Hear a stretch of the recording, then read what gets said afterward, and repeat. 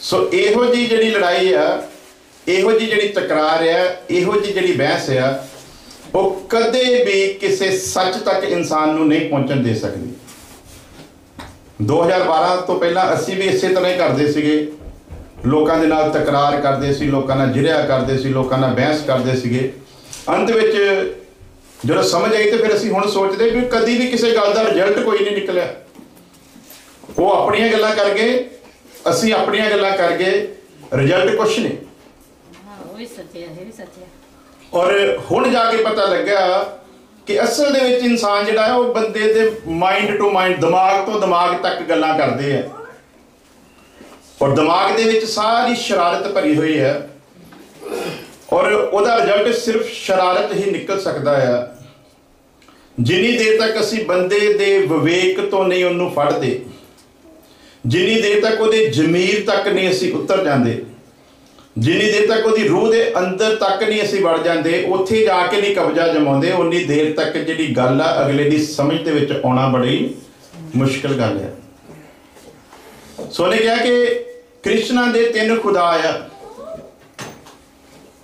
मैनूं याद आ एक बारी जो मसीह तनीश एक बंदा बड़ी वधिया उदाहरण दे रहा सी कि इंसान जिहड़ा आ वो नहीं थल्ले रखो बस उत्थे सही थोड़ा ज़्यादा नहीं, मैं थल्ले कर देना वो तो बेच नहीं।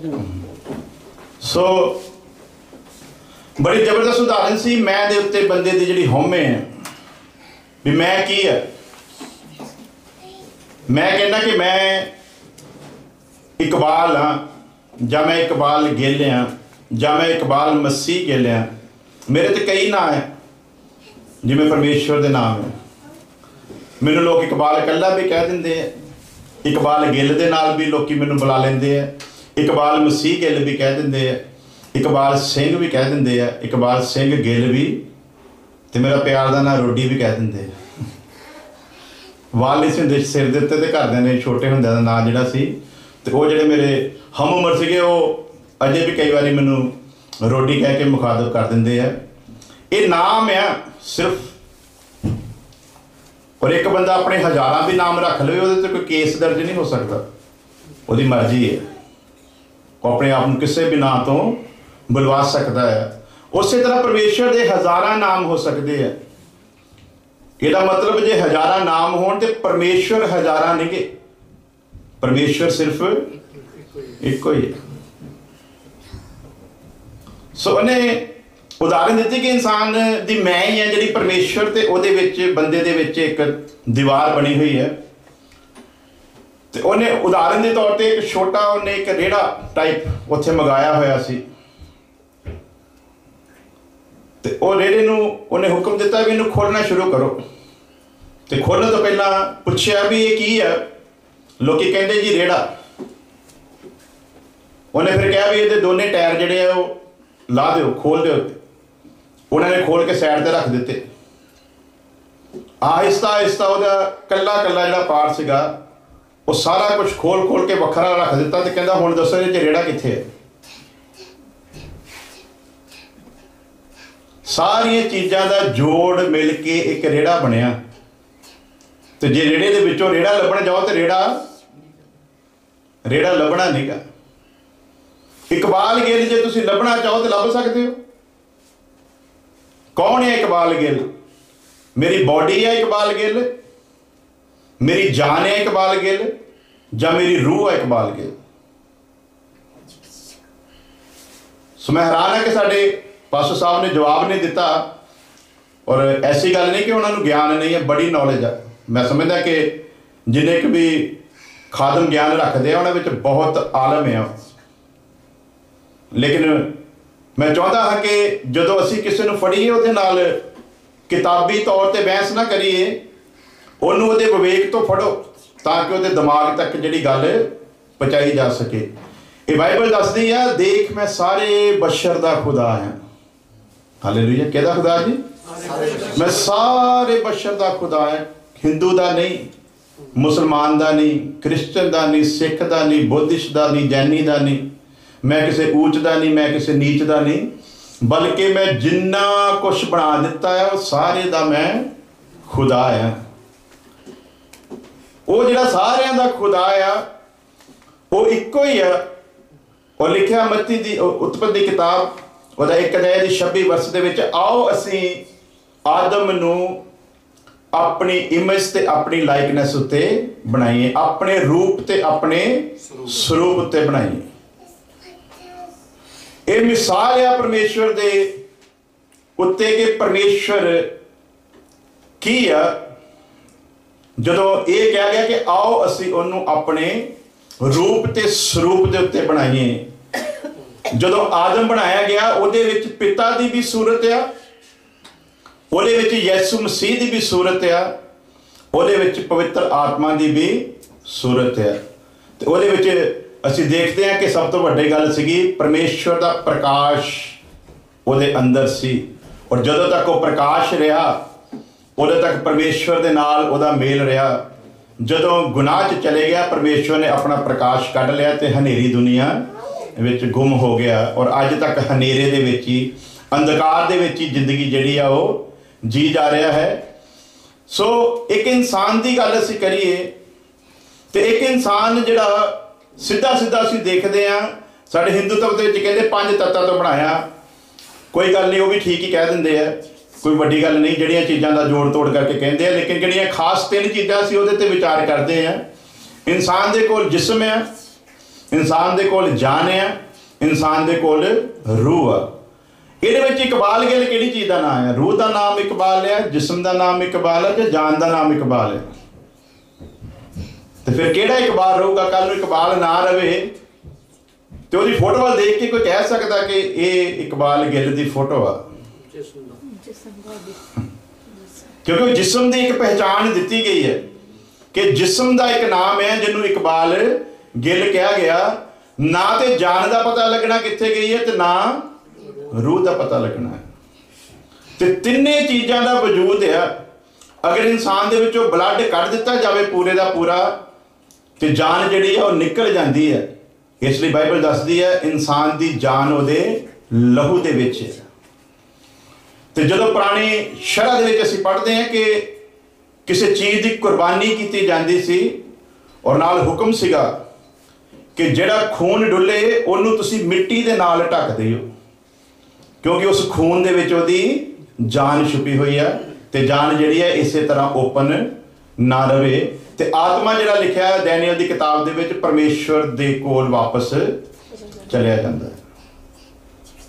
ਸੋ ਜਦੋਂ ਇੱਕ ਇਨਸਾਨ 3 ਚੀਜ਼ਾਂ ਦਾ ਮਿਸ਼ਰਣ ਆ ਤੇ ਉਹ ਖੁਦਾ ਜੀ ਨੇ ਕਿਹਾ ਕਿ ਆਓ ਅਸੀਂ ਆਦਮ ਨੂੰ ਆਪਣੇ ਰੂਪ ਤੇ ਆਪਣੇ ਸਰੂਪ ਦੇ ਉੱਤੇ ਬਣਾਈਏ, ਉਹ ਵੀ 3 ਚੀਜ਼ਾਂ ਦਾ ਮਿਸ਼ਰਣ ਸੀ। ਇਸ ਚੀਜ਼ ਦਾ ਸਬੂਤ ਮਿਲਦਾ ਕਿ ਜਦੋਂ ਆਪਣੇ ਰੂਪ ਤੇ ਆਪਣੇ ਸਰੂਪ ਦੇ ਉੱਤੇ ਉਹਨੇ ਕਿਹਾ ਆ ਤੇ ਜਦੋਂ ਇਹ 3 ਚੀਜ਼ਾਂ ਦੇ ਵਿੱਚ ਆ ਤੇ ਫਿਰ ਉਹ ਵੀ 3 ਚੀਜ਼ਾਂ ਦੇ ਵਿੱਚ ਆ, ਕਿਉਂਕਿ ਉਹਨੇ ਆਪਣੇ ਵਰਗਾ ਬਣਾਇਆ। ਇਸ ਲਈ ਉਹ ਜਿਹਨੇ ਸੈਮੀ ਸੈਮਸਨ ਉਹਨਾਂ ਦਾ ਜਵਾਬ ਦਿੱਤਾ ਮੈਨੂੰ ਨਹੀਂ ਸਮਝ ਆਉਂਦੀ। ਉਹ ਕਾਫੀ ਪਿੱਛੇ ਦੇ ਕਿਤਾਬਾਂ ਵੀ ਬੜੀਆਂ ਆਲਮ ਪਿੱਛੇ ਪਈਆਂ ਹੋਈਆਂ ਤੇ ਮੈਨੂੰ ਨਹੀਂ ਸਮਝ ਆਉਂਦਾ ਵੀ ਕਿੰਨੇ ਕੁ ਗਿਆਨ ਦਾ ਮਾਲਕ ਹੈ। ਲੇਕਿਨ ਅਸੀਂ ਇਹ ਪ੍ਰੋਗਰਾਮ YouTube ਤੇ ਪਾਉਣਾ ਤੇ ਮੈਂ ਚਾਹਾਂਗਾ ਕਿ ਕਿਤੇ ਖੁਸ਼ਕਿਸਮਤੀ ਨਾਲ ਇਹ ਮੈਸੇਜ ਉਹ ਸੁਣ ਲਵੇ। ਤੇ ਅਸੀਂ ਖੁੱਲੀ ਚੁਣੌਤੀ ਦਿੰਦੇ ਹਾਂ ਉਹਨੂੰ, ਜਦੋਂ ਮਰਜੀ ਜਿੱਥੇ ਮਰਜੀ ਬੈਠ ਕੇ, ਇਸ ਤਰ੍ਹਾਂ ਨਹੀਂ ਤਕਰਾਰਾਂ ਕਰਕੇ ਨਹੀਂ, ਜਦੋਂ ਮਰਜੀ ਜਿੱਥੇ ਮਰਜੀ ਬੈਠ ਕੇ ਸਾਡੇ ਨਾਲ ਗੱਲ ਕਰੇ। ਅਸੀਂ ਦੱਸ ਦੇਵਾਂਗੇ ਕਿ ਉਹ ਤਿੰਨੋਂ ਇੱਕ ਆ ਤੇ ਇੱਕ 3 ਆ, ਪਰ 3 ਨਹੀਂ। ਅਸੀਂ ਆਪਣੀ ਜਾਨ ਨੂੰ ਵੱਖਰਾ ਕਰਕੇ ਨਹੀਂ ਦਿਖਾ ਸਕਦੇ, ਅਸੀਂ ਆਪਣੀ ਰੂਹ ਨੂੰ ਵੱਖਰਾ ਕਰਕੇ ਨਹੀਂ ਦਿਖਾ ਸਕਦੇ, ਕਿਉਂਕਿ ਅਸੀਂ ਇਨਸਾਨ ਆ। ਇੱਕ ਸਰਵ ਸ਼ਕਤੀਮਾਨ ਪਰਾਕਰਮੀ ਪਰਮੇਸ਼ਵਰ ਆ, ਉਹ ਖੁਦਾ ਆ ਜਿਹੜਾ ਏਡੀ ਤਾਕਤ ਰੱਖਦਾ ਕਿ ਉਹ ਇਹਨਾਂ 3 ਚੀਜ਼ਾਂ ਨੂੰ ਅਲੱਗ ਰੂਪ ਦੇ ਵਿੱਚ ਪੇਸ਼ ਕਰਨ ਦੀ ਤਾਕਤ। ਇਸ ਲਈ ਉਹ ਜਿਹੜੇ ਅਸੀਂ ਵਰਸ ਪੜ੍ਹੀ ਕਿ ਦੇਖ ਮੈਂ ਸਾਰੇ ਬਸ਼ਰ ਦਾ ਖੁਦਾ ਆ, ਉੱਥੇ ਥੱਲੇ ਜਾ ਕੇ ਲਿਖਿਆ ਕੀ ਕੋਈ ਕੰਮ ਮੇਰੇ ਲਈ ਮੁਸ਼ਕਲ ਆ? ਪਰਮੇਸ਼ਵਰ ਦੇ ਲਈ ਕੋਈ ਵੀ ਕੰਮ ਮੁਸ਼ਕਲ। ਇਸ ਲਈ ਉਹ ਸਰਵ ਸ਼ਕਤੀਮਾਨ ਪਰਮੇਸ਼ਵਰ ਜਿਹੜਾ ਇੱਕੋ ਹੀ ਆ, ਉਹ ਏਡੀ ਤਾਕਤ ਰੱਖਦਾ ਹੈ ਕਿ ਜਿਸ ਆਦਮ ਨੂੰ ਉਹਨੇ 3 ਚੀਜ਼ਾਂ ਦੇ ਵਿੱਚ ਬਣਾਇਆ, ਉਹ ਆਪ ਵੀ ਇਹਨਾਂ 3 ਚੀਜ਼ਾਂ ਦਾ ਹੀ ਮਿਸ਼ਰਣ ਆ ਔਰ ਇਹਨਾਂ 3 ਚੀਜ਼ਾਂ ਨੂੰ ਉਹ ਅਲੱਗ ਕਰਕੇ ਵੀ ਪੇਸ਼ ਕਰ ਸਕਦਾ ਹੈ। ਯਿਸੂ ਮਸੀਹ ਪਿਤਾ ਦੇ ਨਾਲ ਬੈਠਾ ਆ पाक रू इस जहान दे विच काम कर रहा है। परमेश्वर की कुदरत आ और उसकी कुदरत नू इंसान दे लिए समझना बड़ा ही मुश्किल गल है। और खास करके उदों जदों इंसान अपने दिमाग की उपज लैके इस कलाम नू सीखण दे लई बैठे। इनू ते उहदे रूह दे नाल सिखिया जा सकता है और जिन्हों रूह बख्शिया जाता वही इस कलाम दे सही अर्थां नू समझ सकता। इसलिए असीं बड़ी बारी गौर किया अयूब की किताब दे ते कहंदा हुण ते 1000 पिछे कोई एक होवे जिहड़ा इस कलाम दा सही अर्थ करके दसे भई इंसान दे लई भला की है, इंसान दे लई चंगा की है, फिर उहदी निजात होवेगी, फिर उहदा छुटकारा होवेगा। ते अज इस कलाम नू ज़्यादातर लोग अपनी अकल दे नाल ही दस रहे ने। वो भावें साडे क्रिश्चियन भरा होण ते जदों क्रिश्चियन भरा ही अपनी अकल नाल दसी जांदे आ ते फिर मुसलमानां ते सानूं काहदा गिला हो सकदा। जदों इन्हां नूं नहीं समझ आया तो फिर उन्हां दे नाल असीं जिहड़ा की करांगे। सो जिवें इंसान 3 सूरतां दे विच पैदा होया, ये तिन्ने सूरतां परमेश्वर दियां सूरतां सीगियां। परमेश्वर इक्को ही है। Praise the Lord. परमेश्वर 3 नहीं गे, उन्हें 3 तरीके दे नाल अपने आप नूं पेश कीता है, 3 सूरतां दे विच पेश कीता, जिवें उन्हें सानूं 3 चीज़ां दे विच पेश किया है। और जिस्म के बारे में कहा तो मिट्टी विचों लिया गया तो मिट्टी दे विच मिल जावेगा। लेकिन जिहड़ा आत्मा तो पैदा होया उहदे बारे क्या, उहदे बारे ये नहीं लिखा गया। कहता जिहड़ा जिवें मिट्टी वाले का रूप धारिया तिवें आत्मा वाले का रूप भी। तो जो आत्मा वाले का रूप धारांगे तो फिर मिट्टी दे विच नहीं मिलांगे। उस समय जदों यीशु आवेगा लिखिया पलक झपकदे सार असीं होर दे होना किसी ने नहीं कहा उदा, चलो उदा दिलासा तो दे ही सकते हैं। हालेलुया। कलाम नहीं झूठा, पर जे उहदे लई तैयार होवांगे तो सचमुच पलक झपकदे ही फिर होर दे फिर मिट्टी दे विच नहीं मिलणगे वो लोग। ते जिहड़े हुण मसीह दे विच अपनी उम्र भो के सौ जांदे आ, उहनां दा भी लिखिया भी जिहड़े मिट्टी दे विचों लए गए ते मिट्टी विच मिल जाणगे ते गुनाह दे विच जीवन जीउणगे, उहनां दी आत्मा दे लई सजा आ। लेकिन जिहड़े आत्मा तो पैदा होए तो उहदे हुक्म दे विच चलणगे, उहनां दा आत्मा कदे ना मरेगा, सदीप काल तक अनंत काल तक हमेशा परमेश्वर दे नाल जीवित रहेगा। हालेलुया। सो खास गल परमेश्वर इक्को ही आ, उहदे विच 3 चीज़ां छुपियां हुई हैं। वो आप ही तिने चीज़ां नूं वखरे तरीके नाल पेश करन दी ताकत रखदा आ। परमेश्वर नहीं सी मर सकदा। मुसलमान गलत नहीं कहते कि परमेश्वर ना पैदा हुंदा है ते ना मरदा है। साडी बाइबल भी कहती है, कल्ले मुसलमान ही नहीं कहते। परमेश्वर ना पैदा हुंदा है ते ना मरदा है। सच्ची गल है, परमेश्वर पैदा नहीं होया, यीशु मसीह पैदा होया। हालेलुया। परमेश्वर कदे पैदा नहीं होया। ते परमेश्वर जे पैदा होया हुंदा, जे परमेश्वर नूं असीं यीशु करके बयान करिए, वो जिहड़ी बॉडी सी जिहड़ी उहदे विच परमेश्वर दी कुदरत सी, उहदी अलग गल है। लेकिन जिहड़ी यीशु मसीह दी बॉडी सीगी, जदों असीं उहदी गल करदे हां ते फिर मिशन वखरा हो जांदा। वो बॉडी ने जन्म लिया सी, ਉਹਦੇ जन्म लैन की एक रीति ठहराई गई। लूका दी इंजील च लिखिया वो इस रीति दे नाल पैदा होया। इस खास करके लिखण दा मकसद की सी, वो इस रीति दे नाल पैदा होया दा मतलब सी परमेश्वर चाहुंदा ते ओनू किसे होर रीति दे नाल भी पैदा कर। वो जिन्हें शब्द कढ़िया ते शब्द के द्वारा जहान रचे गए, उस परमेश्वर के मुंह चो निकलने वाला शब्द यीशु मसीह नूं किसी होर रीति दे नाल भी पैदा कर सकता सी, पर जरूरी सी कि उन्हें मनुख के रूप दे विच पैदा किया जाए। जरूरी सी कि परमेश्वर ने एक वाक कढ़िया सी, औरत तो गुनाह आया, औरत के द्वारा ही मुक्तिदाता भी आवेगा। वो लिखा वो कह के मुकरदा नहीं। इस लिखा अब्राहम दे परमेश्वर पत्थरां दे विचों भी पुत्र पैदा करने की ताकत, जिन्हें कहा मिट्टी नूं ऐ मिट्टी इस किस्म के रेंगण वाले जीव जंतु पैदा कर, मिट्टी ने कर दिते। उन्हें कहा हुण मिट्टी उड़ने वाले पंछी पैदा करे, मिट्टी ने पैदा कर दिते। उन्हें कहा हुण डंगर पैदा करे, उन्हें डंगर पैदा कर दिते। उन्हें पानी नूं हुक्म दिता पानी ऐस किस्म के जल जंतुओं के नाल भर जावे, ते पानी भर गया। वो परमेश्वर ਮਿੱਟੀ ਨੂੰ ਕਹਿੰਦਾ ਕਿ ਇੱਕ ਇਨਸਾਨ ਵੀ ਬਣਾ ਦੇ ਤੇ ਕੋਈ ਮੁਸ਼ਕਲ ਕੰਮ ਨਹੀਂ। ਲੇਕਿਨ ਇਨਸਾਨ ਦੇ ਲਈ ਪਲਾਨ ਉਹਦੀ ਜਿਹੜੀ ਸੀਗੀ, ਉਹਦੇ ਲਈ ਜਿਹੜੀ ਉਹਨੇ ਰੀਤ ਠਹਿਰਾਈ ਸੀ ਉਹ ਅਲੱਗ ਸੀ। ਉਸੇ ਤਰ੍ਹਾਂ ਯਿਸੂ ਦੇ ਪੈਦਾ ਹੋਣ ਦੀ ਜਿਹੜੀ ਰੀਤ ਠਹਿਰਾਈ ਸੀ ਉਹ ਅਲੱਗ ਸੀਗੀ। ਔਰ ਇਹ ਵਿਚਾਰ ਕਰਨ ਵਾਲੀ ਗੱਲ ਹੈ ਕਿ ਯਿਸੂ ਮਸੀਹ ਪਰਮੇਸ਼ਵਰ ਦੀ ਸੂਰਤ ਬਣ ਕੇ ਆਇਆ ਔਰ ਪਰਮੇਸ਼ਵਰ ਨੇ ਆਪਣੇ ਆਪ ਨੂੰ ਯਿਸੂ ਦੇ ਵਿੱਚ ਪੇਸ਼ ਕੀਤਾ। ਪਰਮੇਸ਼ਵਰ ਜੇ ਖੁਦ ਪੈਦਾ ਹੁੰਦਾ ਤੇ ਫਿਰ ਤੇ ਗੱਲ ਹੀ ਅਨੋਖੀ ਹੈ ਕਿ ਪਰਮੇਸ਼ਵਰ ਫਿਰ ਪੈਦਾ ਹੋਇਆ, ਕਿਉਂਕਿ ਪਰਮੇਸ਼ਵਰ ਤੇ ਪੈਦਾ ਹੋਇਆ ਹੀ ਨਹੀਂ। ਉਹਨਾਂ ਦੇ ਪਤਾ ਹੀ ਨਹੀਂ ਅਨੰਤ ਕਾਲ ਦਾ ਪਰਮੇਸ਼ਵਰ, ਉਹਦਾ ਪਤਾ ਹੀ ਨਹੀਂ ਕਦੋਂ ਦਾ ਆਇਆ, ਉਹ ਕਿਸੇ ਨੂੰ ਨਹੀਂ ਪਤਾ। ਤੇ ਉਹਦਾ ਜਿਹੜਾ ਪਤਾ ਹੀ ਨਹੀਂ ਹੈ ਤੇ ਉਹ ਜਨਮ ਨਹੀਂ ਸੀ ਲੈ ਸਕਦਾ। ਇਹ ਸੱਚ ਹੈ, ਉਹਦਾ ਜਨਮ ਹੋ ਹੀ ਨਹੀਂ ਸਕਦਾ ਔਰ ਉਹਦੀ ਮੌਤ ਵੀ ਨਹੀਂ ਸੀ ਹੋ ਸਕਦੀ। ਜੇ ਅਸੀਂ ਕਹੀਏ ਕਿ ਉਹ ਬਦਨ ਜਿਹਨੂੰ ਯਿਸੂ ਨਾਮ ਦਿੱਤਾ ਗਿਆ, ਜੇ ਉਹ ਪਰਮੇਸ਼ਵਰ ਸੀ ਬਦਨ, ਉਹਦੇ ਅੰਦਰ ਜਿਹੜੀ ਕੁਦਰਤ ਸੀ ਉਹ ਪਰਮੇਸ਼ਵਰ ਸੀ, ਜਿਹੜਾ ਬਦਨ ਸੀ ਉਹ ਪਰਮੇਸ਼ਵਰ ਨਹੀਂ ਸੀ, ਕਿਉਂਕਿ ਉਹਦਾ ਮਰਨਾ ਜ਼ਰੂਰੀ ਸੀ ਤੇ ਪਰਮੇਸ਼ਵਰ ਮਰ, ਉਹ ਬਦਨ ਮਰਿਆ। ਤੇ ਅੱਗੇ ਜਾ ਕੇ ਕੁਰਿੰਥੀਆਂ ਦੇ ਖਾਤੇ 'ਚ ਲਿਖਿਆ, ਮੁਬਾਰਕ ਹੈ ਸਾਡੇ ਯਿਸੂ ਮਸੀਹ ਦਾ ਪਰਮੇਸ਼ਵਰ। ਕਿਹਦਾ ਪਰਮੇਸ਼ਵਰ ਜੀ? ਜਿਹਨੇ ਯਿਸੂ ਮਸੀਹ ਨੂੰ ਮੁਰਦਿਆਂ ਦੇ ਵਿੱਚੋਂ ਜਿਵਾ ਲਿਆ। ਹਾਲੇਲੂਇਆ। ਬਦਨ ਪਰਮੇਸ਼ਵਰ ਨਹੀਂ ਸੀ, ਬਦਨ ਦੇ ਵਿੱਚ ਜਿਹੜੀ ਕੁਦਰਤ ਕੰਮ ਕਰਦੀ ਸੀ ਉਹ ਪਰਮੇਸ਼ਵਰ ਦੀ ਹੀ ਕੁਦਰਤ ਸੀ।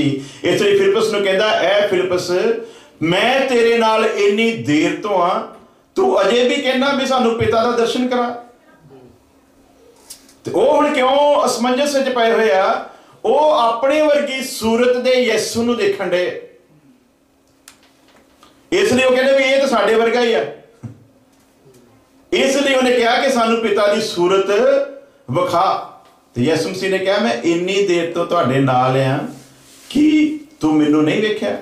ਜਿਹਨੇ ਮੈਨੂੰ ਵੇਖਿਆ ਉਹਨੇ ਮੇਰੇ ਬਾਪ ਨੂੰ ਦੇਖਿਆ। ਤੇ ਯਿਸੂ ਨੂੰ ਦੇਖਣ ਦਾ ਕੀ ਸੀ? ਕਹਿੰਦਾ ਜੋ ਕੁਝ ਮੈਂ ਤੁਹਾਡੇ ਸਾਹਮਣੇ ਉਹਦੀ ਕੁਦਰਤ ਦਿਖਾ ਦਿੱਤੀ ਆ, ਇਹ ਪਰਮੇਸ਼ਵਰ ਤੋਂ ਇਲਾਵਾ ਕੋਈ ਦੂਸਰਾ ਕਰ।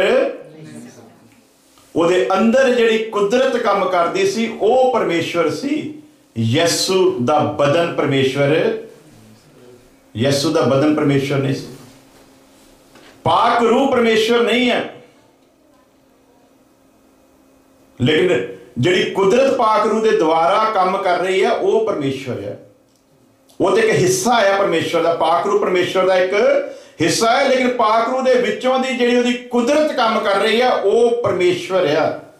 ਪਾਕ ਰੂਹ ਪਰਮੇਸ਼ਵਰ, ਇਸ ਲਈ ਨਾ ਪਾਕ ਰੂਹ ਪਰਮੇਸ਼ਵਰ ਹੈ ਨਾ ਯਿਸੂ ਪਰਮੇਸ਼ਵਰ, ਪਰਮੇਸ਼ਵਰ ਹੀ ਪਰਮੇਸ਼ਵਰ ਹੈ। ਔਰ ਉਹਨੇ ਹੀ ਇਸ ਸੂਰਤਾਂ ਦੇ ਵਿੱਚ ਆਪਣੇ ਆਪ ਨੂੰ ਪੇਸ਼ ਕੀਤਾ। ਤਿੰਨੋਂ ਇੱਕ ਹੈ ਤੇ ਇੱਕੋ ਤਿੰਨਾਂ ਦੇ ਵਿੱਚ। ਇਸ ਲਈ ਇਹਦੇ ਤੇ ਕੋਈ ਜਿਹੜਾ ਕਰੀ ਜਾਵੇ ਉਹਨੇ ਨਹੀਂ ਮੰਨਣਾ ਤੇ ਉਹ ਅਲੱਗ ਗੱਲ ਆ, ਬਲਕਿ ਜਿਹਨਾਂ ਨੂੰ ਸਮਝ ਦਾ ਰੂਹ ਪਰਮੇਸ਼ਵਰ ਨੇ ਦਿੱਤਾ ਉਹਨਾਂ ਦੇ ਲਈ ਇੰਨਾ ਸਮਝ ਲੈਣਾ ਕਾਫੀ ਹੈ ਕਿ ਜਿਵੇਂ ਸਾਡੇ ਵਿੱਚ ਤਿੰਨ ਚੀਜ਼ਾਂ ਤੇ ਸਾਡੀ ਇੱਕ ਪਹਿਚਾਣ ਆ, ਇਹ ਤਿੰਨੇ ਚੀਜ਼ਾਂ ਚੋਂ ਇੱਕ ਚੀਜ਼ ਵੀ ਨਿਕਲ ਜਾਵੇ ਤੇ ਕੰਮ ਖਤਮ ਹੋ ਜਾਂਦਾ। ਜੇ ਬਦਨ ਨਾਸ਼ ਹੋ ਜਾਵੇ ਤੇ ਫਿਰ ਜਾਨ ਤੇ ਰੂਹ ਨੂੰ ਪਹਿਚਾਣਿਆ ਜਾ ਸਕਦਾ? ਤੇ ਜੇ ਇਕੱਲੀ ਬਲੱਡ ਕੱਢ ਦਿੱਤਾ ਜਾਵੇ ਤੇ ਫਿਰ ਸਰੀਰ ਦਾ ਕੋਈ ਵਜੂਦ ਰਹਿ ਜਾਏਗਾ? ਤੇ ਜੇ ਆਤਮਾ ਵਿੱਚੋਂ ਅਲੱਗ ਕਰ ਦਿੱਤੀ ਜਾਵੇ ਤੇ ਫਿਰ ਕਿੱਥੇ ਹੋਊਗਾ ਜੀ? ਫਿਰ ਲਿਖਿਆ ਖਾਕ ਦੇ ਵਿੱਚ ਮਿਲ ਜਾਊਗੀ ਤੇ ਆਤਮਾ ਜਿਹੜਾ ਪਰਮੇਸ਼ਵਰ ਦੇ ਮਿਲਣ ਦੇ ਲਈ ਉਠਾ ਲਿਆ ਜਾਊਗਾ, ਤੇ ਫਿਰ ਬਾਕੀ ਕੀ ਰਹਿ ਗਿਆ ਜੀ? ਇਹਦਾ ਮਤਲਬ ਤਿੰਨੇ ਚੀਜ਼ਾਂ ਦਾ ਜੋੜ ਮਿਲ ਕੇ ਕੋਈ, ਇਹ ਤਿੰਨੇ ਮਿਲ ਕੇ ਇੱਕ ਆ। ਉਸੇ ਤਰ੍ਹਾਂ ਪਿਤਾ ਪੁੱਤਰ ਪਵਿੱਤਰ ਆਤਮਾ, ਉਹ ਤਿੰਨੋਂ ਮਿਲ ਕੇ ਇੱਕ ਆ, ਤਿੰਨ ਨਹੀਂ ਹੈ। ਪਰ ਉਹ ਸਰਵ ਸ਼ਕਤੀਮਾਨ ਪਰਮੇਸ਼ਵਰ ਸਮੇਂ ਦੇ ਉੱਤੇ ਆਪਣੇ ਆਪ ਨੂੰ ਤਿੰਨ ਤਰੀਕਿਆਂ ਦੇ ਨਾਲ ਪੇਸ਼ ਕਰਦਾ ਆ। ਤੇ ਜੇ ਇਹਦਾ ਜਵਾਬ ਸਾਡੇ ਉਸ ਮੌਲਵੀ ਸਾਹਿਬ ਨੇ ਲੈਣਾ ਤੇ ਫਿਰ ਜਾਨ ਦੇਣੀ ਪਊਗੀ,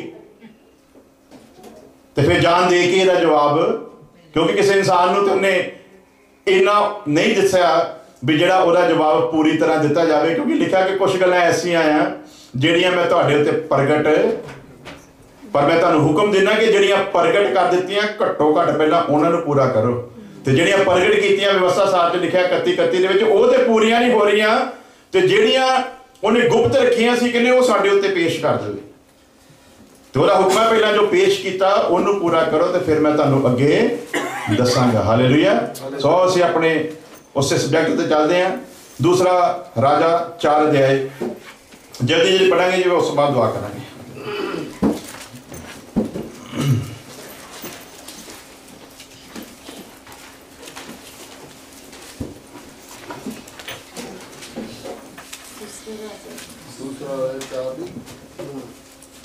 दूसरा राजा 4 अध्याय सैकंड किंग। ये तुसी याद रखो ना जी कित्थों छड्डिया हाँ जी अलीशा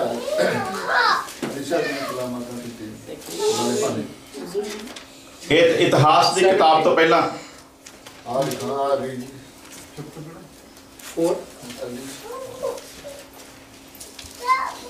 सैमुअल दी किताब तो बाद सैकंड सैमुअल तो बाद फर्स्ट किंग सैकंड किंग 4 अध्याय चैप्टर 4 राजा ने इंग्लिश सैकंड किंग ही कहा जाता है। उर्दू दे विच आई डोंट नो सैमुअल नबी दी किताब जिहड़ी दूसरा सैमुअल उस तो अगली किताब पहला राजा उस तो अगली किताब दूसरा राजा। हालेलुया। हुण कोई गल नहीं रोमन उर्दू दी बाइबल बुलाउंग मंगाउने जी, फिर रब दी कृपा नाल फिर तुहानूं तुहाडी जुबान दे विच दस्सिया करांगे। हालेलुया। वो भी मिल जाती किताब, खुदा दा शुक्र है कि ਉਹਦੇ ਚਾਹਣ ਵਾਲੇ ਨੇ बड़े बड़े तरीके मेरा ख्याल सलातीन कहते हैं, सलातीन पहला सलातीन दूसरा सलातीन। हालेलुया। सो पढ़ा कि दूसरा राजा 4 अध्याय ਉਹਦੀ 14 वर्स। दूसरा सलातीन हाँ जी। फिर उन्हें क्या ਤਾਂ ਉਹਦੇ ਲਈ ਕੀ ਕੀਤਾ ਜਾਵੇ। ਅੱਗੇ ਗਿਹਾਜ਼ੀ ਬੋਲਿਆ सचमुच ਉਹਦੇ ਕੋਈ ਪੁੱਤਰ नहीं है ਤੇ ਉਹਦਾ ਪਤੀ ਵਿਰਧ है। हाँ जी। ये ਅਸੀਂ ਪਿਛਲੀ ਵਾਰੀ ਸਿੱਖ ਚੁੱਕੇ ਹਾਂ ਕਿ ਉਹਦੇ ਕੋਈ ਪੁੱਤਰ ਨਹੀਂ ਤੇ ਉਹਦਾ ਪਤੀ ਵੀ ਜਿਹੜਾ ਉਹ ਬਜ਼ੁਰਗ ਹੈ। ਅੱਗੇ ਪੜਾਂਗੇ। ਕੀ ਬੋਲਿਆ ਉਹਦਾ ਪਤੀ ਤਾਂ ਉਸਨੇ ਕਿਹਾ ਉਹਨੂੰ ਸੱਦ। हाँ जी। ਸੋ ਉਸਨੇ ਉਹਨੂੰ ਸੱਦਿਆ ਤੇ ਉਹ ਬੂਹੇ ਵਿੱਚ ਆਣ ਖਲੋਤੀ। ਤਦ ਉਹ ਬੋਲਿਆ ਐਸੇ ਰੁੱਤੇ ਬਸੰਤ ਦੇ ਦਿਨਾਂ ਦੇ ਨੇੜੇ ਤੇਰੇ ਕੁਛੜ ਪੁੱਤਰ ਹੋਵੇਗਾ। ਉਹ ਬੋਲੀ ਨਹੀਂ ਮੇਰੇ ਸਵਾਮੀ ਪਰਮੇਸ਼ਰ ਦੇ ਜਨ ਆਪਣੀ ਟਹਿਲਣ ਨਾਲ ਝੂਠ ਨਾ ਬੋਲ। हाँ जी। की कह रही है वो ਝੂਠ ਨਾ ਬੋਲ अपनी टैलेंट दे नाल ਝੂਠ ਨਾ ਬੋਲ। ਇਹਦੇ ਪਿੱਛੇ ਬੜਾ ਵੱਡਾ ਰਾਜ ਹੈ। ਉਸ ਔਰਤ ਦੇ ਮੂੰਹ ਚੋਂ ਇਹ ਲਫ਼ਜ਼ ਨਿਕਲਣਾ, ਨਬੀ ਨੂੰ ਇਹ ਕਹਿਣਾ ਵੀ ਤੂੰ ਮੇਰੇ ਨਾਲ ਝੂਠ ਨਾ ਬੋਲ। ਇਹ ਔਰਤ ਨੇ ਉੱਪਰ ਅਸੀਂ ਇਹਦੀਆਂ ਸਾਰੀਆਂ ਕੁਆਲਿਟੀਆਂ ਤੇ ਵਿਚਾਰ ਕਰਦੇ ਆ ਰਹੇ ਹਾਂ ਔਰ ਇੱਥੇ ਇਹਨੇ ਸਾਬਤ ਕਰ ਦਿੱਤਾ ਹੈ ਕਿ ਸੱਚਮੁੱਚ ਵਾਕਿਆ ਹੀ ਇਹਦੀ ਇਹੋ ਜਿਹੀ ਕੋਈ ਤਮੰਨਾ ਨਹੀਂ ਸੀ ਵੀ ਇਹ ਅਲੀ ਸ਼ਾਹ ਦੀ ਸੇਵਾ ਔਲਾਦ ਲੈਣ ਦੀ ਖਾਤਰ ਕਰ ਰਹੀ ਸੀ। ਜਦ ਕਿ ਇਹਦੀ ਜਗ੍ਹਾ ਤੇ ਅੱਜ ਦੀ ਕੋਈ ਔਰਤ ਹੁੰਦੀ ਤੇ ਜਦੋਂ ਕਿ ਹਾਜੀ ਨੇ ਕਿਹਾ ਸੀ ਵੀ ਅਲੀ ਸ਼ਾਹ ਬੁਲਾ ਰਿਹਾ ਤਾਂ ਉਹਨੇ ਆ ਕੇ ਫਟਾਫਟ ਪੈਰਾਂ 'ਚ ਡਿੱਗ ਪੈਣਾ ਸੀ ਤੇ ਕਹਿਣਾ ਹੀ ਰਹਿਮ ਕਰੋ ਜੀ, ਕਿਸੇ ਤਰ੍ਹਾਂ ਔਲਾਦ ਦੀ ਦਾਤ ਬਖਸ਼ ਦਿਓ। ਮੈਨੂੰ ਯਾਦ ਆ ਕੱਲ ਇੱਕ ਪਰਸੋਂ ਇੱਕ ਫੇਸਬੁੱਕ ਤੇ ਕਿਸੇ ਨੇ ਪਾਇਆ ਸੀ, ਇੱਕ ਔਰਤ ਜਿਹੜਾ ਜਿਸਮ ਬਿਲਕੁਲ ਗਲ ਚੁੱਕਾ ਸੀ, ਲੜਕੀ ਸੀਗੀ ਜਵਾਨ, ਜਿਸਮ ਬਿਲकुल गल चुका ਸੀ। मैं दिखाना ਸੀ, ਇਹਨਾਂ ਨੇ ਅੱਜ ਮੈਨੂੰ ਬਿਜੀ ਰੱਖਿਆ, ਫਿਰ ਇੱਧਰ ਲਾਉਣ ਦਾ ਮੌਕਾ ਨਹੀਂ ਦਿੱਤਾ। ਔਰ ਐਸੀ ਤਰਸਯੋਗ ਹਾਲਤ ਉਹਦੀ ਹੋ ਚੁੱਕੀ ਸੀ ਲੜਕੀ ਦੀ ਕਿ ਉਹ ਆਪਣੇ ਜਿਸਮ ਦੇ ਉੱਤੇ ਕੱਪੜੇ ਵੀ ਨਹੀਂ ਸੀ ਡਰਦੀ ਪਾਉਂਦੀ, ਕਿਉਂਕਿ ਜਿਹੜੇ ਕੱਪੜੇ ਪਾਉਂਦੀ ਸੀ ਉਹਦੇ ਜਿਸਮ ਦੇ ਨਾਲ ਚਿਪਕ ਜਾਂਦੇ ਸੀ, ਜਦੋਂ ਉਤਾਰਨੇ ਪੈਂਦੇ ਸੀ ਤੇ ਨਾਲ ਚਮੜੀ ਵੀ ਜਿਹੜੀ ਉਤਰ ਜਾਂਦੀ ਸੀ। ਔਰ ਡਾਕਟਰ ਵੀ ਜਿਹੜਾ ਕੋਲ ਲਿਆਂਦੇ, ਡਾਕਟਰ ਵੀ ਬਸ ਉਹ ਫਟਾਫਟ ਕਹਿੰਦੇ ਸੀ ਵੀ ਇਹਨੂੰ ਲੈ ਜਾਓ, ਮਤਲਬ ਸਾਡੇ ਬੱਸ ਦਾ ਕੰਮ ਨਹੀਂ ਹੈ, ਬੜਾ ਮੁਸ਼ਕਿਲ ਹੈ। ਤੇ ਕੋਈ ਵੀ ਸਿਰਫ ਇੱਕ ਮਾਂ ਹੀ ਸੀਗੀ ਜਿਹੜੀ ਉਹਦੀ ਦੇਖ ਰੇਖ ਕਰ ਰਹੀ ਸੀ, ਬਾਕੀ ਸਭ ਉਹ ਤੋਂ ਘਿਰਨਾ ਹੀ ਕਰਦੇ ਸੀ। ਘਿਰਨਾ ਦਾ ਮਤਲਬ ਵੀ ਜਿਸਮ ਬਦਬੂਦਾਰ ਹੋ ਚੁੱਕਾ ਸੀ। ਆਵਾਜ਼ਾਂ ਨਹੀਂ ਬਣਾਉਂਦੇ ਤੇ ਕੋਈ ਕਹਿੰਦਾ ਦੱਸਾਂਗੇ ਮਾਂ ਦੇ ਉੱਤੇ, ਮਾਂ ਦੇ ਲਈ ਕਿਉਂ ਬਾਈਬਲ ਨੇ ਐਡਾ ਵੱਡਾ ਰੁਤਬਾ ਰੱਖਿਆ। ਹਾਲੇਲੂਇਆ। ਇੱਕ ਮਾਂ ਹੀ ਹੈ ਜਿਹੜੀ ਹਰ ਹਾਲਤ ਦੇ ਵਿੱਚ ਸੰਭਾਲ ਲੈਂਦੀ ਹੈ। ਇਸ ਲਈ ਪਰਮੇਸ਼ਰ ਨੇ ਕਿਹਾ ਵੀ ਧਿਆਨ ਰੱਖੀ, ਇਹ ਜਨਮ ਦੇਣ ਵਾਲੀ ਮਾਂ ਵੀ ਤੇਰੀ ਭੁੱਲ ਸਕਦੀ ਹੈ। ਬੜਾ ਘੱਟ ਚਾਂਸ ਹੁੰਦਾ ਭੁੱਲਣ ਦਾ, ਬਹੁਤ ਘੱਟ ਹੁੰਦੀਆਂ, ਪਰ ਕਹਿੰਦਾ ਯਾਦ ਰੱਖੀ, ਹੋ ਸਕਦਾ ਕਿਸੇ ਸਟੇਜ ਤੇ ਜਾ ਕੇ ਇਹ ਤੈਨੂੰ ਭੁੱਲ ਜਾਵੇ, ਪਰ ਮੈਂ ਤੇਰੀ ਮਾਂ ਆ। मैं तेनू किसी भी कीमत उत्ते भुलांगा, मैं तेनू अपने हत्थां दे विच खुरदिया होया, पेंटिंग करके नहीं बनाया। किद्दां कीता है? जिवें साडे हत्थ दियां लकीरां आ, इवें उहने खुरदिया होया, कुरेद कुरेद के कहंदा मैं तेरी शक्ल अपने हत्थ दे उत्ते, इसलिए कहंदा मेरा हत्थ छोटा नहीं जिहड़ा बचा ना सके। तो मां जिहड़ी सीगी ओही उहनूं संभालदी सीगी ते रोंदी रहिंदी सी बेचारी, ते कोई समाधान नहीं सी। एक दिन किसी ने दस्सिया, साउथ इंडिया की गल है भी कोई खुदा का दास आ जिन्होंने खुदा चंगियाई नहीं इस्तेमाल करता। मैं किसी से दवाई दस रहा तो फटाफट मैंने पूछा, कहना जी वो दास का नाम दसो।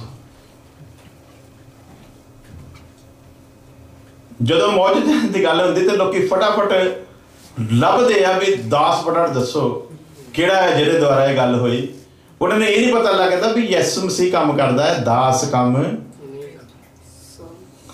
लेकिन खुदावंद ने वसीला भी ते बनाया है। हाँ जी। उसे दास दे वसीले ते शफा मिलदी। हाँ जी, दसांगे। देने वाला ते खुदावंद ही है। हाँ जी, अगे चलते हैं। मैं वो तुहाडी गल पूरी होनी इस विच फटाफट पूछा भी वो दास दसो किहड़ा। तो मैनूं याद है कि कनेडा दे विच जदों मैं गया सी, एक औरत जिन्होंने 12 साल तो औलाद नहीं सी, उन्हें कोई दास छड्डिया नहीं सी। बैनहिन दे प्रोग्राम तक हो गई। रोनाल्ड बॉन्के, इन्हां तो वड्डे ते कोई दास नहीं। रोनाल्ड बॉन्के वर्गे इंसान दी इबादतां दे विच उन्हें हिस्सा लिया। साडे हिंदुस्तान का सब तो वड्डा प्रीस्ट दीना करन दियां मीटिंगां च हो गई, पर औलाद नहीं मिली। खुदा उहदे घर दे विच मैनूं लैके गया, यसु मसीह उहदे अगे पेश किया। इंडिया गए नूं 3 महीने होए सी ते फोन आ गया भी मैं प्रैगनेंट है। हालेलुया। ये फिर मेरा ही जलाल सी जी। खुदावंद यसु तुसी मसीह। वसीला सो। हालेलुया। तरह दी नेमतां रहंदा। नहीं नेमतां दी नहीं गल, वो अपना कलाम भेज के लोकां नूं चंगा करदा ते आउण वाली तबाही तो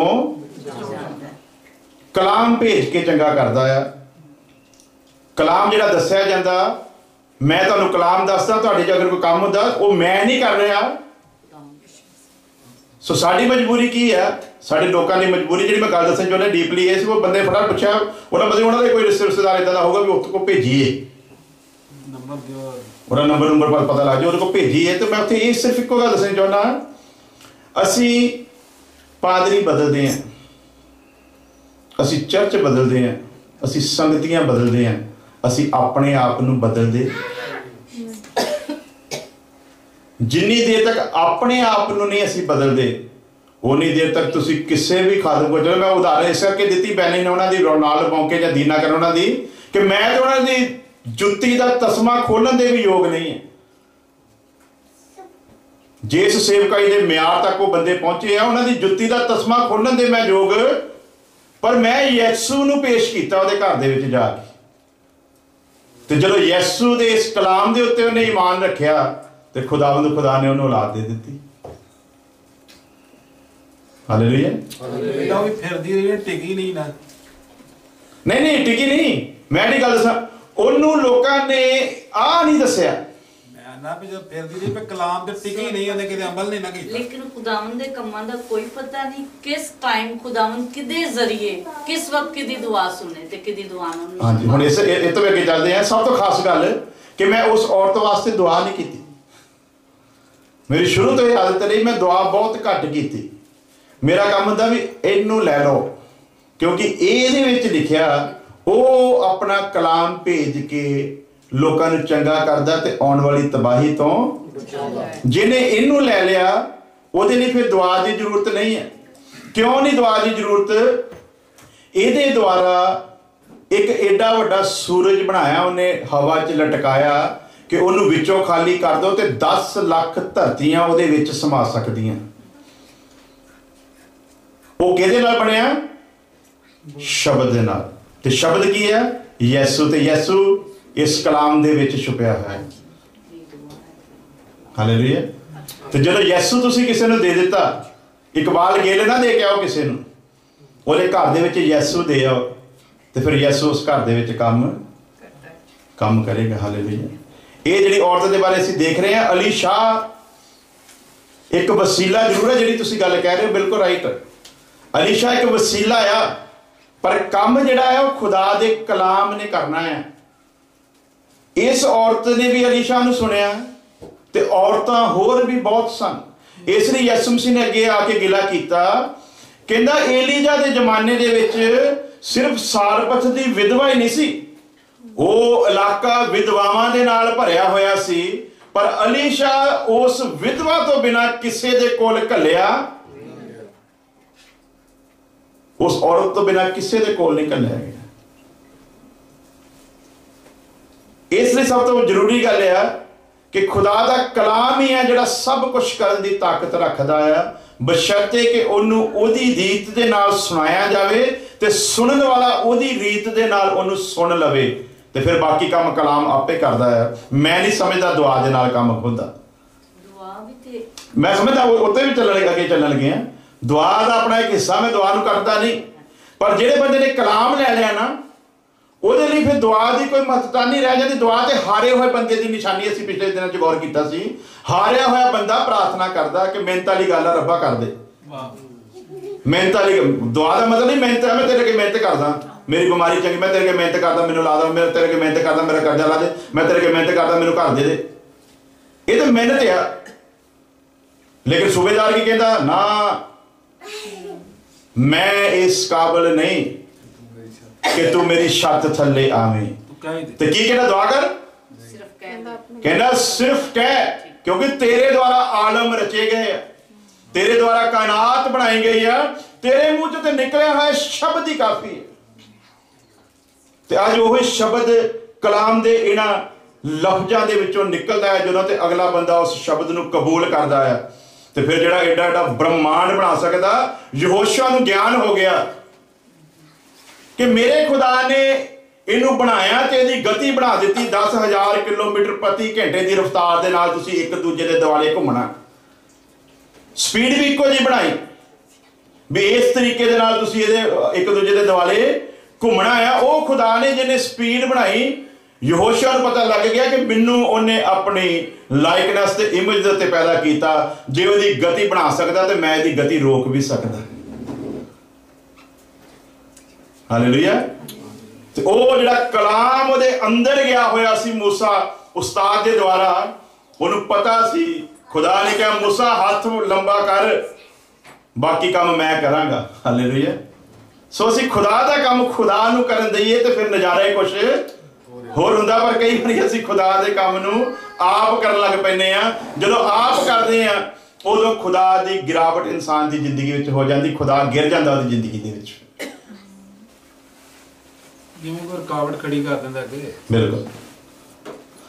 ਸੋ ਮੈਂ ਦੱਸਣਾ ਚਾਹੁੰਦਾ ਉਸ ਔਰਤ ਦੀ ਇਹ ਦਸ਼ਾ ਸੀਗੀ, ਤੇ ਇੱਕ ਮਾਂ ਨੇ ਆਪਣੀ ਡਿਊਟੀ ਜਿਹੜੀ ਸੀ ਉਹ ਪੂਰੀ ਕੀਤੀ। ਆਖਰਕਾਰ ਕਿਸੇ ਦੇ ਦੁਆਰਾ ਉਹਨਾਂ ਨੇ ਕਿਹਾ ਕਿ ਇੱਕ ਵਾਰੀ ਤੁਸੀਂ ਇਹਨਾਂ ਨੂੰ ਪਾਸਟਰ ਸੈਮੂਅਲ ਦੇ ਉਸ ਪ੍ਰੋਗਰਾਮ ਦੇ ਵਿੱਚ ਲੈ ਜਾਓ, ਸ਼ਾਇਦ ਖੁਦਾ ਕੋਈ ਇੱਥੇ ਫਜ਼ਲ ਕਰ ਦੇਵੇ, ਅਦਰਵਾਈਜ਼ ਡਾਕਟਰਾਂ ਵੱਲੋਂ ਤੇ ਬਿਲਕੁਲ ਇਹਨੂੰ ਜਵਾਬ ਹੋ ਚੁੱਕਾ ਹੈ। ਉਹ ਉਸ ਮੀਟਿੰਗ ਦੇ ਵਿੱਚ ਲੈ ਕੇ ਗਏ। ਹੁਣ ਤਾਰੀਫ ਆ ਖੁਦਾ ਦੇ ਉਸ ਦਾਸ ਦੀ ਕਿ ਜਿਹਦੇ ਤੋਂ ਲੋਕ ਘਿਰਨਾ ਕਰਦੇ ਸੀਗੇ, ਜਿਹਦੇ ਲਾਗੇ ਬੈਠਣਾ ਕੋਈ ਪਸੰਦ ਨਹੀਂ ਸੀ ਕਰਦਾ, ਉਦਾਸ ਉਸ ਔਰਤ ਦੇ ਕੋਲ ਘੱਟੋ ਘੱਟ ਅੱਧਾ ਘੰਟਾ ਉਸ ਬੇਟੀ ਦੇ ਕੋਲ ਰਿਹਾ। ਬਿਲਕੁਲ ਵੀ ਉਹਨੇ ਨਫ਼ਰਤ ਵਾਲਾ ਕੋਈ ਭੇਦਭਾਵ ਨਹੀਂ ਕੀਤਾ, ਬਿਲਕੁਲ ਉਹਨੇ ਕੋਈ ਇਹੋ ਜਿਹੀ ਹਰਕਤ ਆਪਣੇ ਜਿਸਮ ਵਿੱਚ ਨਹੀਂ ਦਿਖਾਈ ਕਿ ਮੈਨੂੰ ਤਾਂ ਘਿਰਨਾ ਆ ਰਹੀ ਹੈ। ਕੀ ਲਿਖਿਆ ਕਲਾਮ ਦੇ ਵਿੱਚ, ਖੁਦਾ ਵੀ ਮਾਂ ਹੈ ਤੇ ਚਰਵਾਹਾ ਵੀ ਮਾਂ ਹੈ। ਤੇ ਜਿਹੜਾ ਚਰਵਾਹਾ ਕਲੀਸਿਆ ਸੰਗਤ ਯਾਨੀ ਕਿ ਆਪਣੀ ਔਲਾਦ ਦੇ ਨਾਲ ਘਿਰਨਾ ਕਰੇ, ਉਹਨੂੰ ਫਿਰ ਚਰਵਾਹਾ ਕਹਾਉਣ ਦਾ ਵੀ ਕੋਈ ਹੱਕ। ਉਹਨੇ ਫਿਰ ਜੈਸੀ ਤਲੀਮ ਉਹਨੇ ਸਿੱਖੀ ਹੋਈ ਸੀ ਉਹਦੇ ਮੁਤਾਬਕ ਜੋ ਕਰ ਸਕਦਾ ਸੀ ਉਹਨੇ ਕੀਤਾ। ਖੁਦਾ ਦਾ ਸ਼ੁਕਰ ਕਰਕੇ ਉਹਨੇ ਉਹਦੇ ਜਿਸਮ ਦੇ ਉੱਤੇ ਤੇਲ ਨੂੰ ਮਲਿਆ, ਦੁਆ ਕਰ ਦਿੱਤੀ ਔਰ ਕਹਿ ਦਿੱਤਾ ਕਿ ਜੋ ਕਲਾਮ ਤੈਨੂੰ ਦੱਸਿਆ ਗਿਆ ਇਹਦੇ ਉੱਤੇ ਈਮਾਨ ਰੱਖ। ਉਹ ਲੜਕੀ ਚਲੇ ਗਈ। ਮਾਤਰ ਸਿਰਫ 3 ਦਿਨਾਂ ਦੇ ਵਿੱਚ ਉਹਦਾ ਜਿਸਮ ਇੱਕ ਆਮ ਇਨਸਾਨ ਵਰਗਾ ਹੋ ਗਿਆ। ਹਾਲੇਲੂਇਆ।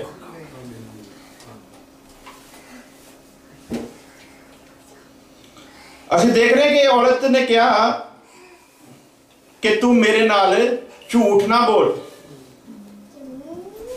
ਇਹਦੇ ਲਫ਼ਜ਼ਾਂ ਦੇ ਵਿੱਚ ਬੜੀ ਗਹਿਰਾਈ ਆ। ਇਸ ਔਰਤ ਨੇ ਜਿਹੜਾ ਇਹ ਲਫ਼ਜ਼ ਕਿਹਾ ਕਿ ਤੂੰ ਮੇਰੇ ਨਾਲ ਝੂਠ ਨਾ ਬੋਲ, ਮੈਂ ਤੇਰੀ ਸੇਵਾ, ਮੈਂ ਤੇਰੀ ਟਹਿਲ ਇਸ ਕਰਕੇ ਨਹੀਂ ਸੀ ਕਰਦੀ ਕਿ ਤੂੰ ਇਹ ਸ਼ਬਦ ਕਵੇਂ। ਮੈਂ ਤੇ ਨਿਰਸਵਾਰਥ, ਬਿਨ ਮੰਗੇ ਮੋਤੀ ਮਿਲੇ, ਮੰਗੇ ਮਿਲੇ ਨਾ ਭੀਖ। ਅਸੀਂ ਮੰਗ ਮੰਗ ਕੇ ਖੁਦਾ ਨੂੰ ਸ਼ਰਮਿੰਦਾ ਕਰ ਦਿੱਤਾ ਆ। ਜਦੋਂ ਅਸੀਂ ਛੱਡਾਂਗੇ ਨਾ, ਉਦੋਂ ਜਿਹੜੀ ਚੀਜ਼ ਨਹੀਂ ਚਾਹੀਦੀ ਉਹ ਵੀ ਤੁਹਾਡੇ ਅੱਗੇ ਆ ਕੇ ਖੜੀ ਹੋਵੇਗੀ। ਪਰ ਮੈਂ ਇਹਦੇ ਉੱਤੇ ਇੱਕ ਹੋਰ ਗੱਲ ਕਰਦਾ ਹੁੰਦਾ ਵੀ ਇਹ ਸੋਚ ਕੇ ਵੀ ਨਾ ਛੱਡਿਓ। ਕੰਗਾਲ ਵਿਧਵਾ ਨੇ ਲਿਖਿਆ ਆਪਣਾ ਸਾਰਾ ਕੁਝ ਪਾ ਦਿੱਤਾ ਤੇ ਯਿਸੂ ਮਸੀਹ ਨੇ ਉਹਨੂੰ ਮੁਬਾਰਕ ਠਹਿਰਾਇਆ। ਉਹਨੇ ਜਦੋਂ ਪਾਇਆ, ਉਹਦੇ ਮਨ ਦੇ ਵਿੱਚ ਇਦਾਂ ਦੀ ਕੋਈ ਲਾਲਸਾ ਨਹੀਂ ਸੀ ਕਿ ਯਿਸੂ ਮਸੀਹ ਦੇ ਅੱਗੇ ਮੇਰੀ ਵਡਿਆਈ ਹੋਵੇਗੀ, ਲੋਕਾਂ ਦੇ ਵਿੱਚ ਮੇਰਾ ਉਹਦੇ ਤੇ ਵਿਚਾਰੀ ਨੇ ਸ਼ਰਮ ਦੀ ਮਾਰੀ ਹੋਈ ਨੇ, ਲੁਕਦੀ ਨੇ ਵੀ ਕਿਸੇ ਨੂੰ ਪਤਾ ਨਾ ਲੱਗੇ ਵੀ ਇਹਦਾ ਦਾਨ ਘਟਿਆ।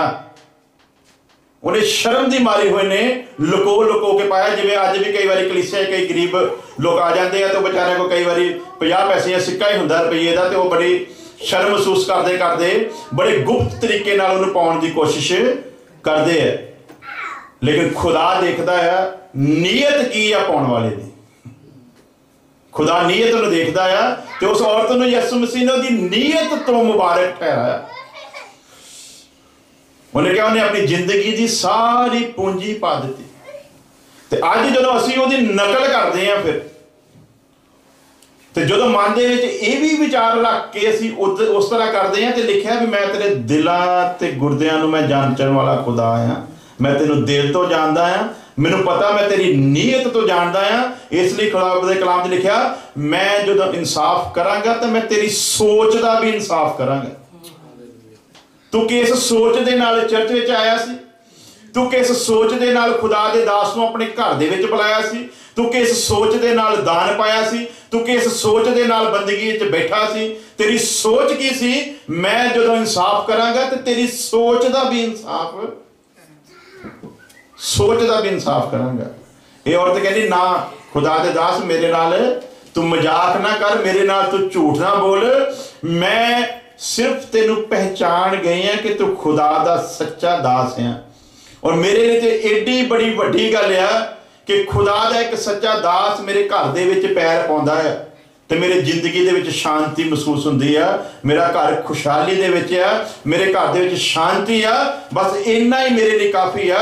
ਮੈਂ ਔਲਾਦ ਦੇ ਵਾਸਤੇ ਤੈਨੂੰ ਆਪਣੇ ਘਰ ਦੇ ਵਿੱਚ ਨਹੀਂ ਬੁਲਾਉਂਦੀ ਸੀ, ਮੈਂ ਔਲਾਦ ਦੇ ਵਾਸਤੇ ਤੇਰੀ ਟਹਿਲ ਸੇਵਾ ਨਹੀਂ ਸੀ ਕਰਦੀ, ਮੈਂ ਔਲਾਦ ਦੇ ਵਾਸਤੇ